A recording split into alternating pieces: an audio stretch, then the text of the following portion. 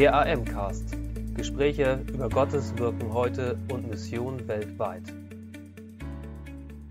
Hallo an alle Missionsbegeisterten da draußen. Willkommen zum AM-Talk Nummer 3. Mein Name ist Simon, ich bin bei der Allianz-Mission zuständig für die Öffentlichkeitsarbeit und ich möchte mit euch ein wenig Mission entdecken.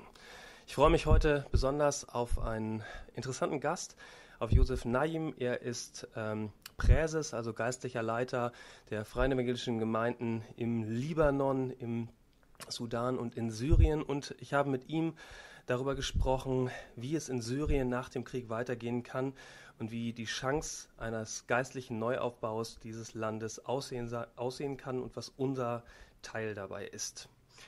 Ich wünsche euch viel Spaß bei dem Interview. Es ist auf Englisch. Wer es lieber auf Deutsch lesen möchte, kann das gern tun. In unserer Zeitschrift Move. Ihr erreicht es unter zur-am.de/move lesen zusammengeschrieben. Genug der Vorrede. Ich wünsche euch eine gute Zeit. Welcome, Joseph Najem. Najem, is right? Najem. Najem. Welcome, Joseph Najem. Thank you. You're president of the Free Evangelical Church in Syria and Lebanon. And it's great to have you here, and I thank you very much for sharing some time with our listeners. Thank you.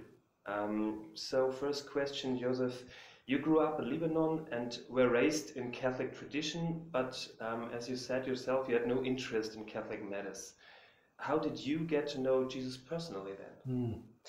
Well, I was going to university and working and studying at the same time. So it happened that I worked part-time in a company where my boss was a Christian believer. And he, over the year, he shared the gospel with me. And more and more, at the beginning, I was not interested, a young man, I was not interested in religion. But then when he started speaking more and more about the person of Jesus, so this has attracted me more to listen to him. Mm-hmm. And then over a period of maybe 2 years, God has worked in my heart and changed my heart and became a believer, a Christian. Yeah. How precisely did that happen? Well, one time he was sharing from the Word of God, and he was telling me how Paul considered Jesus like his Savior, mm-hmm. And Paul was considering everything rubbish in order to know Christ. That's in Philippians, mm-hmm. chapter 3. So this has really attracted my attention, how the Apostle Paul left everything in order to, and did not consider anything important in order to know Christ. So this was God opened my heart to know that I am where I am as a person and what are the values in my life. And then a few months later, there was evangelistic meetings, mm-hmm. And this man that I was working for invited me to the church to attend a meeting, mm-hmm. And that's when I accepted Christ as my Savior. Well, impressive. You also spent some time of your life in big business, and you have both Lebanese and Canadian citizenship. Could you explain what you did and why you became half Canadian?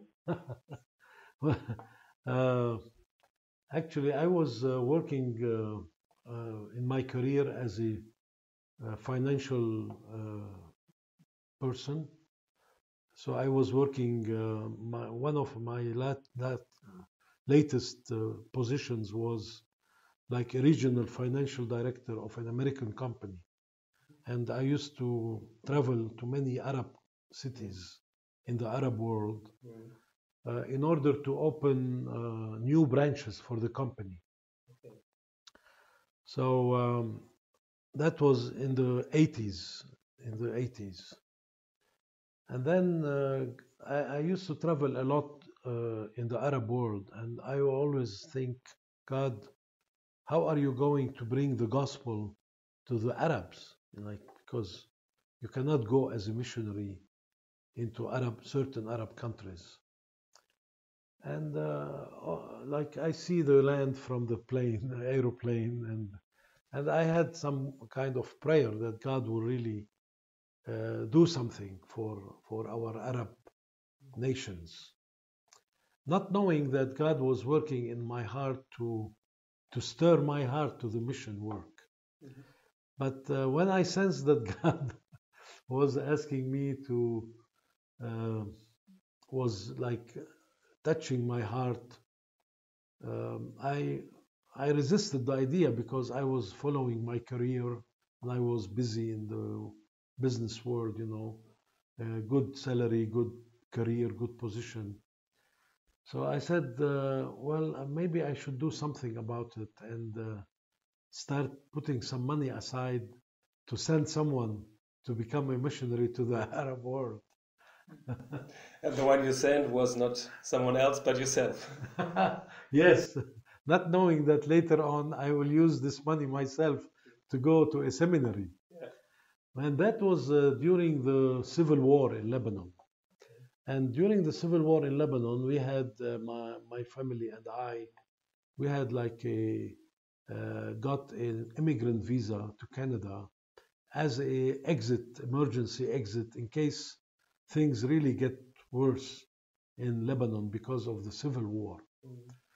But then when God started working in my heart to leave my work and go as a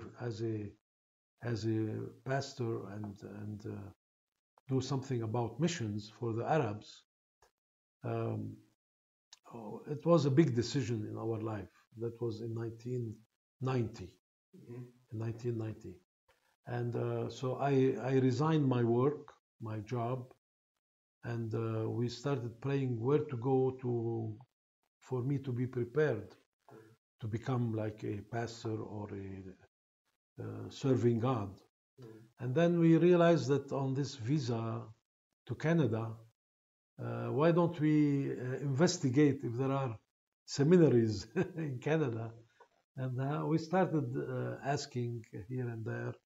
And then God led us to a nice seminary in Toronto, Canada, where we spent 4 years there.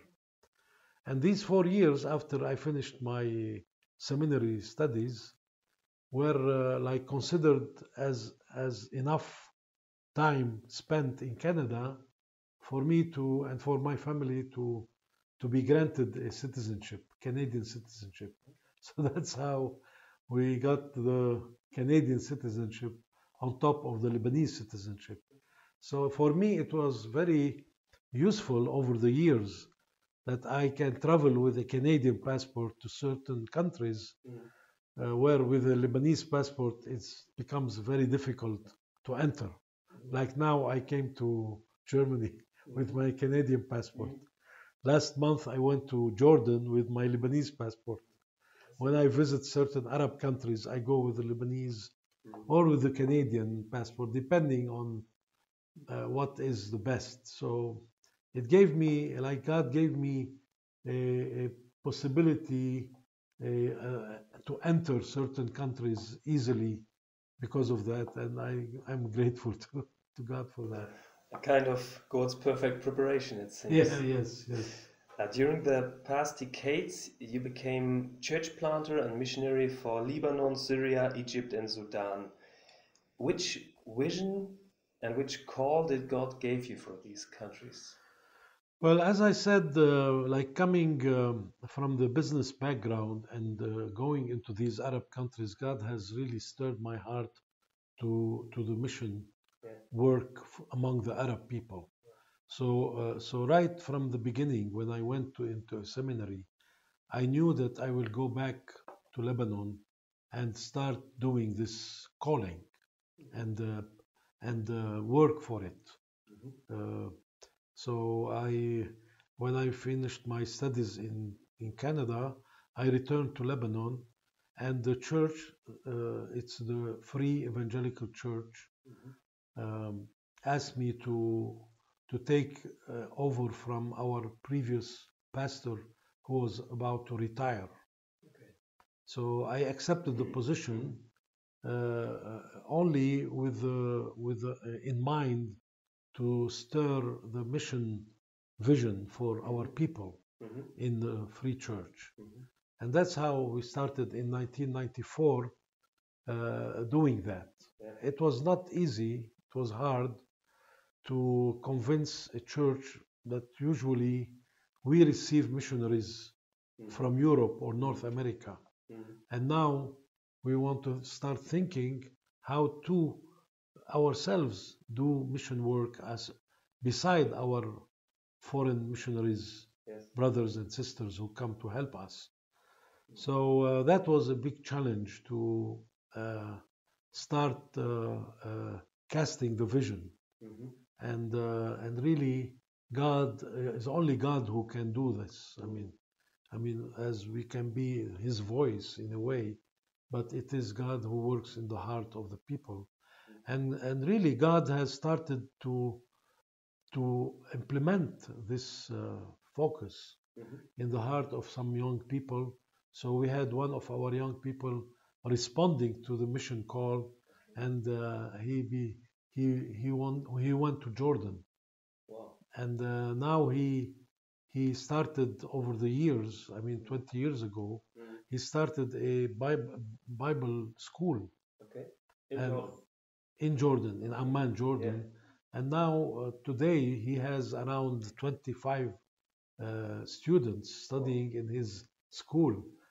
And even the seminary, he has also obtained accreditation.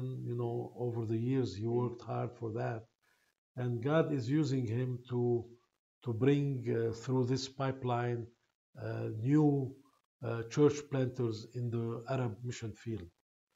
Another man, young man, and his family responded to start. We started a girls' home in Lebanon. At the end of the civil war, there was a lot of girls who lost their parents or one of their parents. So we started a girls' home, and this family also went as a missionary to go and be responsible for that girls' orphanage. Another young man responded later on, a few years later, to go as a missionary to Syria, in Latakia. And he started a free church in Latakia, Syria. And so on, like God has really, over the years, from 1994 till today, He has opened doors for us in 6 Arab countries. Wow. And we have around 18 national missionaries from Arab backgrounds planted in these 6 Arab countries to do church planting, to do mission work, and to disciple others and to train others. So God has been really gracious to make this a reality, not just a dream, but now I see this, when I look back, I see God's hand in so many ways doing that. Yeah. Impressive. I can imagine that it is much, I'm not sure if easy is quite the right word, but I guess it's easier for missionaries coming from that countries to do mission work and church planting there than for people from Western Europe, for example, to go there and start the work. Yes, because from day one they know the language, the Arabic language, which is spoken in these 22 Arab countries in the Middle East and North Africa. Yeah. So we all speak the same Arabic language. Of course, maybe some accent is a bit different from the other, but at least there is 80 to 90% of the language that the church planter will know right from the beginning. And of course, you can understand the culture as well. The Arabic culture, the Middle Eastern. So there is a practical part in that. It doesn't mean that we don't need foreign missionaries to come and help us and come alongside us. But I'm saying that this has really shortened the preparation time for church planters to be right on the field directly and do God's work. Yeah, I see. Your personal home free church is, as you wrote, located on the Green Line, which divides Beirut into Muslim and Christian sectors. I asked myself, how is church life impacted by the religious and political tensions in the area? Yes, the main mother church that I pastor is in Beirut, located almost, as you said, on the Green Line between the Muslim and the Christian area. And during the civil war that lasted around 15 years, from 1975 till 1990, the Lebanese population, especially in the greater Beirut area, was quite clear divided between Christians and Muslims. It was only after the civil war ended that they started to be more mixed again, because of what has happened during the civil war. So this has helped us in the sense that our church and the Free Church has more sensitivity to reach out to the Muslims because we are on the borderline, and we have developed a sense of we want to bring the gospel to our Muslim neighbor and Muslim friends, not only in the Arab world but right from Jerusalem, from Beirut, our Jerusalem, to impact the Muslim world. And so we had this, the church has been a facilitator in its location. Because of that, we were able to reach out easily to, I would say easier to the Muslim world, to the Muslims in Lebanon. Okay. Did you personally experience threatenings because of your Christian faith when you were pastoring in Lebanon? I did receive some persecutions, but not as a Muslim would face persecution when he comes to know Christ. Okay. Coming from a Catholic background, of course, you feel isolation, you feel maybe alienation from your context. But I would say Lebanon is the most free country in the Arab world where you can practice your freedom of religion and freedom of speech. So there is a freedom. So therefore, we don't sense the persecution as in certain other Arab countries, because Lebanon has a influence of a Christian influence in general, because of the rate of Christians in the population. Okay. It used to be like 60% Christians in the 50s. Yeah. Now it's almost half, 30%, because during these years a lot of immigration happened, and and birth rate among Christians is very low compared to the Muslim families. So you already told two examples, like the girls' home and also the Bible school in Jordan. What does church planting and missions practically look like in Lebanon, Syria, and the surrounding countries these days? Yeah, you see, the Middle East, the Arab world is, as you have noticed over the last few years, we are always in crisis situations for many reasons. We don't have time to discuss these things, but for various reasons, we notice that Arab countries face crisis, political crisis, instability, destabilization of the society, and therefore also refugee crisis, like what happened in Syria has caused Syrian refugees to come into Lebanon and flooded Lebanon.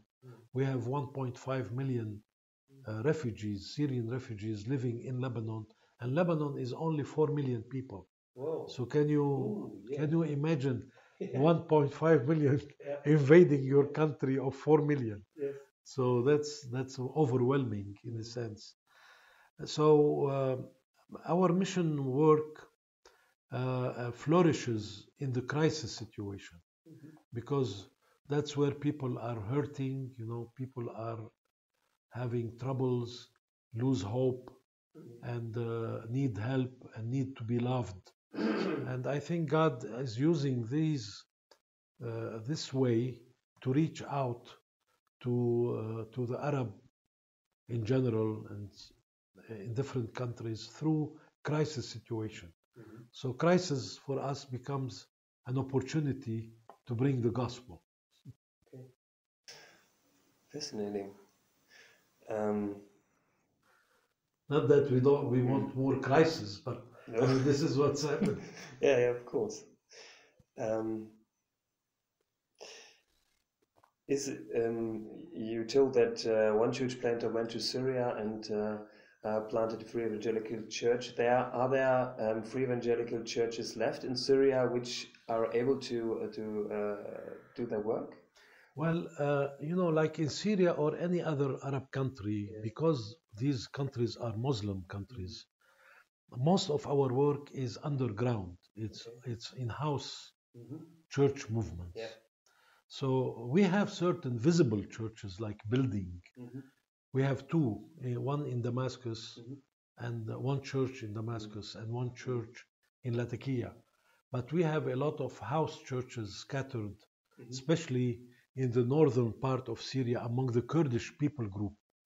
We have around 60 to 70 house churches built through one of our Kurdish church planters over the years.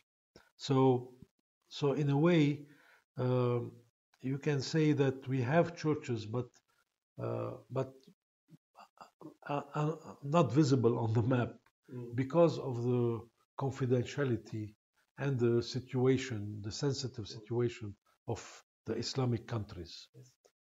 So be it in Syria or in Jordan or in other Arab countries, most of our work is being done in-house church activities. Yeah.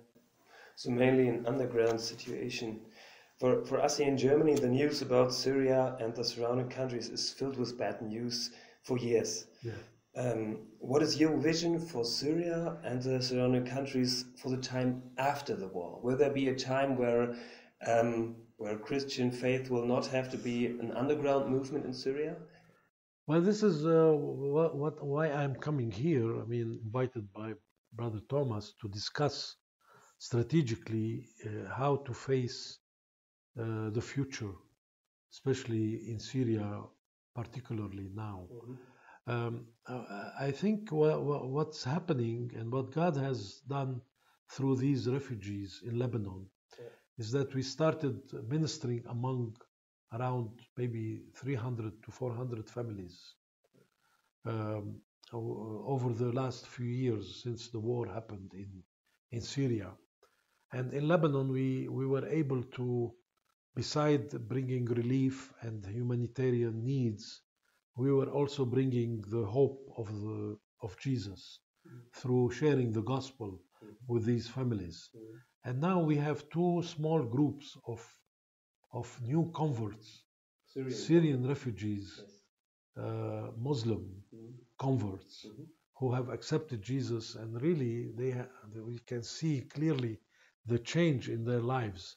So now what we are thinking is that we want to seize the opportunity while they are still in Lebanon to disciple them, so that they become the beachhead of a movement back in Syria. And I think now we are very seriously thinking how to do that. We have some ideas. I mean, humanly speaking, we are praying how God will lead us. But I think we need to start. It should have been yesterday, But at least today we are starting to put some strategic ideas and implementations when there is still blood on the streets, to penetrate through our churches already there. But I think we need to come with new ideas because this new movement will carry Muslim converts back home.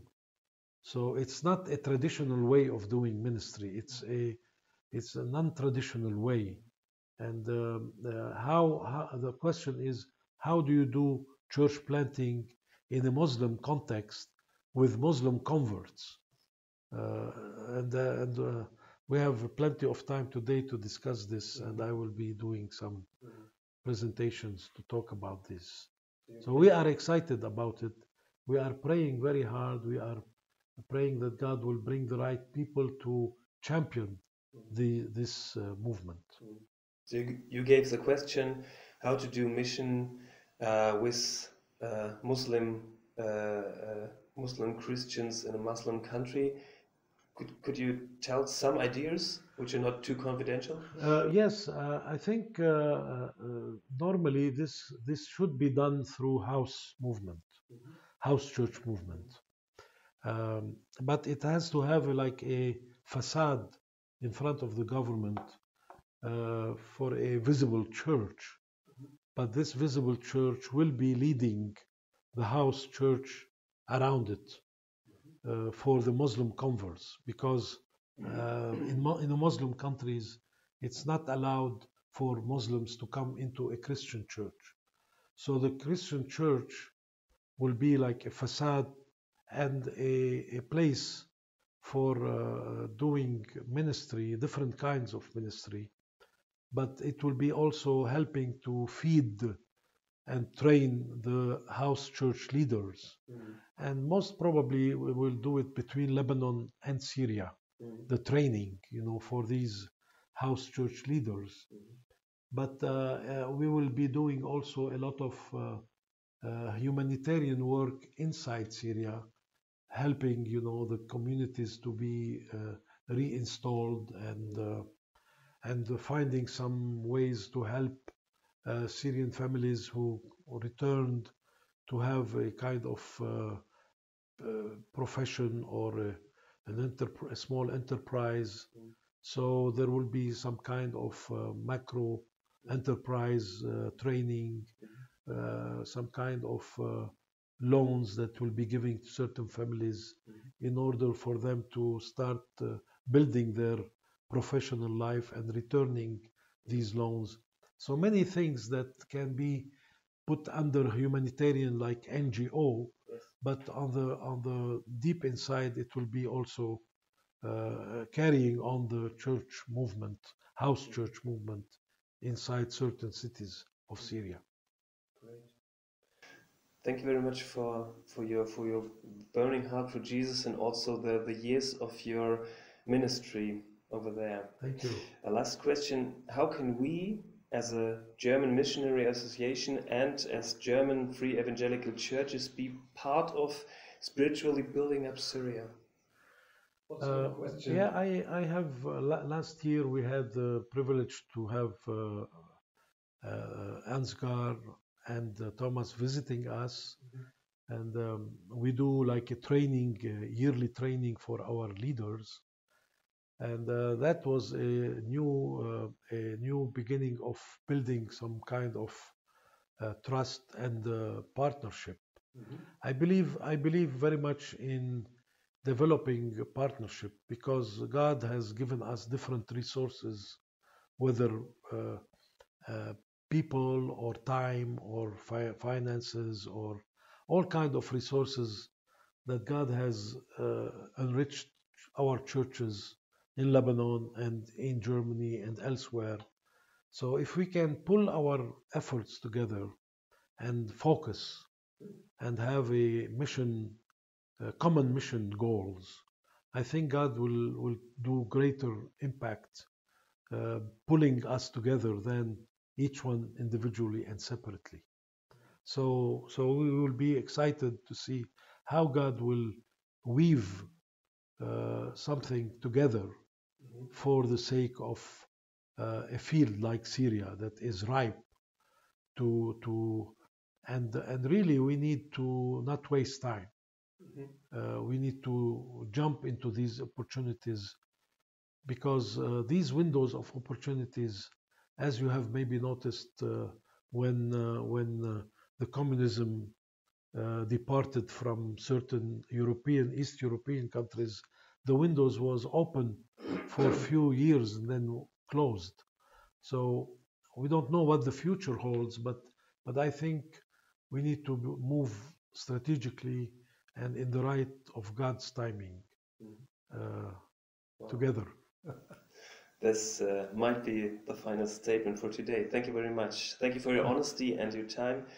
God bless you and your work in Lebanon very much. Thank you. Thank you. Danke für Ihr Interesse und dass Sie so Teil von Gottes weltweiter Mission sind.